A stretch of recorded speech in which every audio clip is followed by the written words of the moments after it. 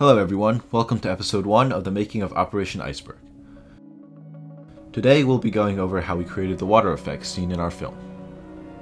To make the water, we made simple clear slime using clear glue, food coloring, water, and borax. In this tutorial, we'll just create a small batch, however the ingredients can be scaled up to make much more.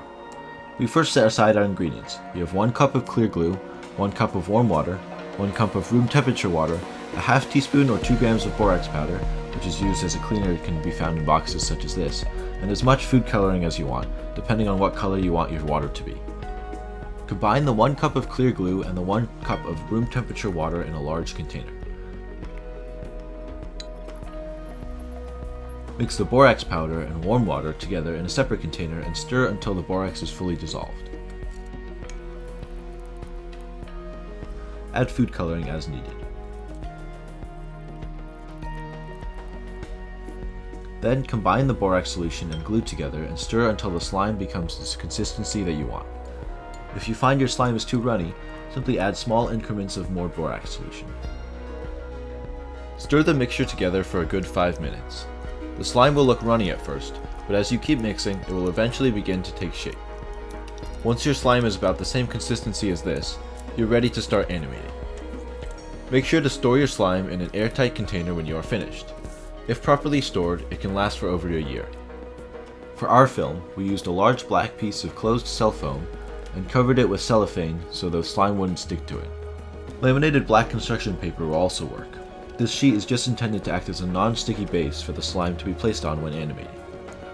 To achieve the wave effect, we first spread out our slime into a thin sheet. We then would rake the slime with our fingers, creating ripples. In between each frame, we would rake the slime again so that it would appear to move. This looks great for still shots such as this one here. However, when you string many of these pictures together, the water appears to move too quickly. A better technique we discovered was to create divots in the water, repoking them into the slime after each frame. This achieved a smoother ocean look while maintaining the sense of motion in the water. Here is an example from our film. It's not perfect, but it looks better than our previous method. This is a time-lapse taken during our animation process of Operation Iceberg. As you can see, we repoke the divots in the slime for each frame. Notice the divots seem to move around. Each time we repoke the divot, it is not exactly in the same spot as before. Also, you want to be wary of the fact that the slime spreads out over time, so you want to make sure that anything you do not want your slime to touch is far enough away. For the scenes on the beach, we simply push the slime into ridges along the board to create waves. Each time, we would push the ridge forward, making sure that some slime is left behind. It can be helpful to have extra slime nearby in case you need to patch up holes or create bigger waves.